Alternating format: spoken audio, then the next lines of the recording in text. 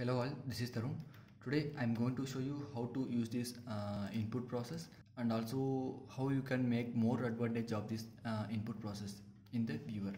See, I have this grid node over the viewer. Actually, it's not inside the viewer, it's above the viewer. Because I am using this grid as an input process. When I switch off this, it gets disabled, and when I switch on this, it gets enabled. So let me show you how I used this grid as an input process, and also I will show you the more tips for this input process. Here I am using this grid as an input process, but the viewer is connected only to this grid node. When I try to connect this viewer to this grid, it will show you some error. The reason it's showing this error is I am using this grid node as an input process. When I switch off this, it will not show you this error. When I switch on this input process, it will show you the error. Okay, I'm switching back to this read node. Okay, as for now I am deleting this grid. I am with this viewer, right? Let's create the grid node. I'm viewing this, and let's increase this size, and I'm switching back to this read node. Okay, so what you can do is, with the node selector, right click, go to edit, then go to node.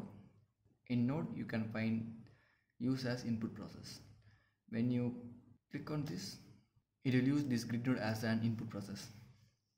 See, when you switch off this, it gets disabled. When you switch on this, it gets enabled. So I am going to the color tab, and I am changing the color to black. Actually, the input process will not only work for the grid node, it's works for many nodes in you, but it's quite a bit limited for some nodes. And also you can adjust this grid node as, see, you can adjust the grid node, you can increase the size, you can decrease the size, and also you can increase the number of the grids and also increase the size. Okay, let me show you the same with another node. I am deleting this. Let's create the grid node. I am pressing G on the keyboard. Now I am going to show the another way to use the node as an input process. Now with the node selector, click N on the keyboard. I am copying this name, and I am clicking on the viewer and hit yes. It will show you the properties of this viewer. Here in this input process tab, copy this node name. Now the grid node is set to input process. See, when you adjust your gain, it's adjusting, and also it's working for everything. See, it's working fine. But the thing is, you cannot adjust the gamma here. The reason why we cannot use this gamma is, here in the viewer we already have the gamma. See, when you adjust the gamma here, it automatically adjusts here. See, it automatically is adjusting here. That's why we cannot use this gamma. The tooltip of the gamma is gamma, and also the tooltip of this gamma is also the gamma. That's why we cannot use this gamma here. But see, we can use this gain here. Because the tooltip of the gain is gain, but here the tooltip of the gain is white. That's why we can use this gain in the grid node. Okay, let me show you the same process in the color correct node. I am pressing C to create the color correct node. Okay, I am going to use this color correct node as an input process. I am pressing N on the keyboard here. I am copying this. I am pressing yes when I am in this viewer, and I am pasting this node name. Now the color correct node is set to the input process. Here now you can adjust your saturation as well as your offset, but you cannot adjust your gamma as well as gain. See, because the tooltip of gamma is gamma, here it's also gamma, and the tooltip of gain is gain. Also here it's gain. So we cannot adjust gamma and gain in the master tab. See, when you adjust the gamma here, it will get adjusted here, and also when you adjust this, I'm reverting it back to normal, and also when you adjust this gamma, it's adjusting also here. But in these three tabs, I mean in shadows, midtones, and highlights, we can adjust this gamma as well as gain, as well as here also we can adjust gamma, gain, and also here. The reason is, here the tooltip of the gamma is shadows.gamma, and here it's shadows.gain, and here it's midtones.gain, gamma, and also here midtones dot gain. And also as well as for this, it's highlights dot gamma. And also here it's highlights dot gain. That's why we can use these gains and gamma for shadows, midtones, and highlights. The name of the tooltip is different from this name. That's why we can use these gain and gamma. Okay, I'm deleting this color correct node. But unfortunately, we cannot use this read node as an input process. See, I have this laptop image, and also we can use checkerboard, color wheel, color bars, something like that, because they are closely similar to the read nodes. Okay, let me show you. I am pressing N on the keyboard.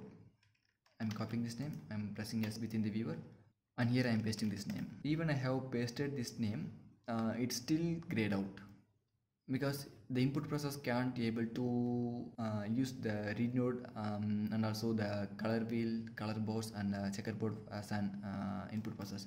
See, let me show you for color wheel. I'm copying this name, I'm pressing yes here, and I am pasting here. See, it's still grayed out, but I want to use these read nodes as an input process. So let me show you how to use the read nodes as an input process. Fortunately, we can use the merge node as an input process.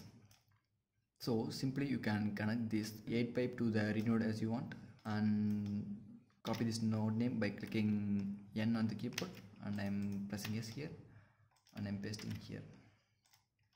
Oh, it's of different size. I'm creating the reformat node. I'm also creating transform node, and I'm reducing its size.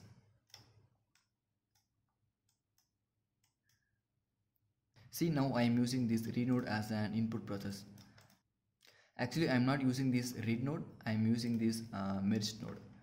See, when I switch off this input process, it will get hidden. When I switch on this, it gets enabled. And also it will work for the color wheel, as well as it will work for the grids. Let's increase the size. I am setting this transform node to default.